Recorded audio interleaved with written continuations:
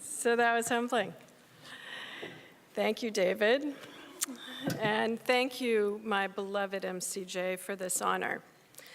And the chance to do, as the legendary Fannie Lou Hamer told us, never forget where we come from and always praise the bridges that carried us over. The bridges I'd like to praise are MCJ, DOJ, and friends and family. First, MCJ. Mississippi saved me. Who knew that a Jewish lesbian lawyer from Los Angeles would ever say that? But a dozen years ago, Katrina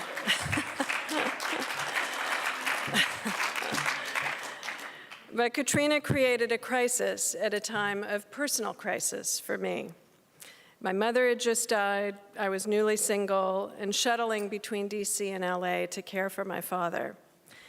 When I called Martha Bergmark about doing a DC fundraiser, and she asked me to go to Jackson instead, I agreed to 5 days. But like so many, I got caught in that Mississippi mud. I'd never been to the Deep South. I'd not seen the disaster before the disaster, the poorest state in the country. And then my father died. So I was a grieving mess. And there was this moral imperative like I'd never seen in front of me. Helping felt like the best way to honor my parents' memory and their lifelong commitment to social justice. So the people who became my Mississippi family, including Riley and Christina at the Heart Center, they took me into their homes as we worked to literally and figuratively rebuild. Over that work and grits, some of that grief subsided with their amazing and healing generosity. Because Katrina blew in a nightmare. Everything and everyone cried out for legal help. FEMA's dysfunction, Mississippi's misplaced priorities, ugly predatory behavior, and the list goes on. One of the biggest challenges was over an unfinished housing recovery made worse when Mississippi decided to divert $500 million of its federal dollars for a massive expansion of a state port. Fortunately, the hurricane also blew in the very best. The amazing Martha Bergmark was gifted in harnessing it as she, Monica, Bonnie, and the board opened a coast office and hired the incomparable John Jopling and Riley, as you heard, thanks to Equal Justice Works. Alongside the Mississippi Bar, for the first time since Freedom Summer 1964, legions of lawyers and students converged on Mississippi to do FEMA benefits appeals, eviction and foreclosure defense, insurance disputes, whatever was needed. So thank you all to those who showed up and who showed up again tonight. Here also in spirit is George Riley, who became the most extraordinary volunteer, the gift of an introduction to me from my brother David O'Melveny's pro bono counsel. So Rob, you may claim Martha, I claim George. But the racial dividing line between those who got federal rebuilding funds and those who didn't persisted until 5 years after the storm, when we invited Obama's appointee as HUD Assistant Secretary Mercedes Marquez down to Gulfport, and she aimed to fix that. $200 million later, 5,000 households, mostly African American, were back in livable condition.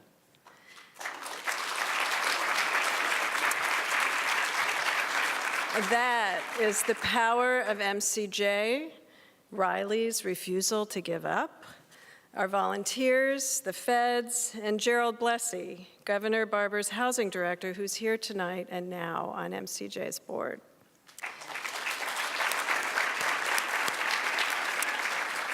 Those efforts changed thousands of Mississippians' lives and helped heal up mine, too. So that process also made me realize the power of federal lawyering, leading to my second bridge. I got to join the dedicated troop of President Obama's appointees and work in DOJ's Office for Access to Justice. Like Mississippi, we had to do a lot with a little. When Attorney General Eric Holder directed our little policy shop to go do justice, he didn't give us the usual federal tools that motivate people like grant-making authority or enforcement authority. But together with the most creative, committed colleagues like Lisa Foster, Bob Bullock, Ali Yang Green, Andrew Stanner, Bill Killebrew, Ben Hernandez-Stan, and Maha Jawed, we discovered lots of useful tools hidden in the corners of federal policy and procedures. One biggie was convening authority, which we used to create LAIR. LAIR's bottom line: federal programs do a better job for low-income and other underserved people when they include legal aid.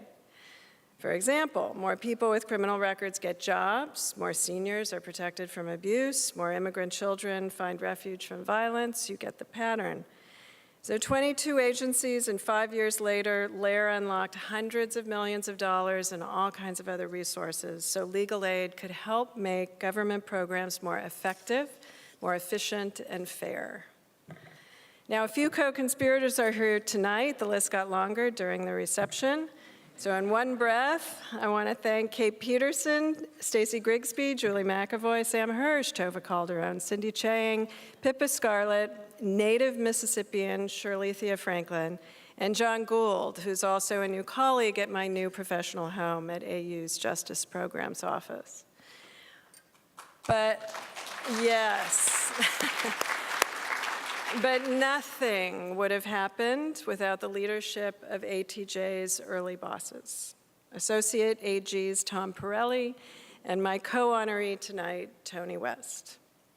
To you both and to all my DOJ colleagues, I thank you on behalf of the thousands of people who will never know your names, but whose lives are better because of your efforts. So P.S. to Tony. Sharing this honor with you gives me a huge upgrade.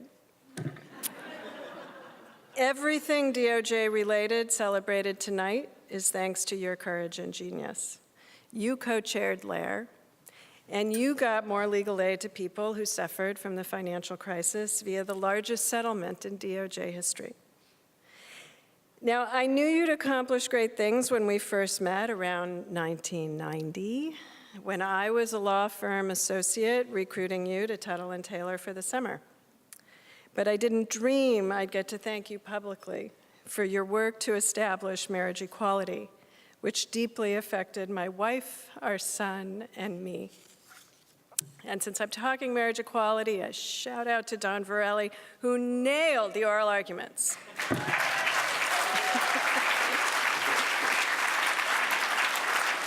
Which leads me, finally, to bridge number 3. I've been blessed with extraordinarily supportive family and friends. David Stern, you have always inspired me to dream bigger than makes sense, and then go do it. You also taught me it's okay to cry at the podium. Audrey Ermis, who kept me in law school with a scholarship because she believed in my dreams of a social justice career. Heartfelt appreciation for my big brother David, a beacon of justice himself, and his family, as well as our parents, Ed and Gloria Lash, who baked into our very core a commitment to join with others to try to heal the world. I walked in their shoes post-Katrina and through the halls of DOJ. Then there's my new family. I married into a big and loyal one with 11 of those many Ertmans and in-laws here tonight. Yeah, they're noisy too. And Oscar, when we met, you were just 2.5 years old, and I fell in love. It is an unparalleled joy to be your other mom. Nothing makes me prouder than to see you grow up and your fiercely held beliefs about justice and fairness take root. At last, my wife, Martha. When we were first dating and I told you about MCJ and the goal of making Mississippi the social justice state, you questioned my grasp on reality. But you quickly gave up on cynicism and became my biggest champion. Being married to you and a parent with you, and the outstanding man you chose for dad, Victor, and now his husband, Jeff, see what you guys did? has brought me more happiness than I dared to imagine. And one final last thank you, I know it's endless, you're patient, is for all that you all are doing and will do for MCJ, especially at this moment when the rule of law itself is under fire in the United States. It's been the honor of a lifetime to work with so many of the very best, and to say so here with so many of my heroes and bridges in the room. Thank you.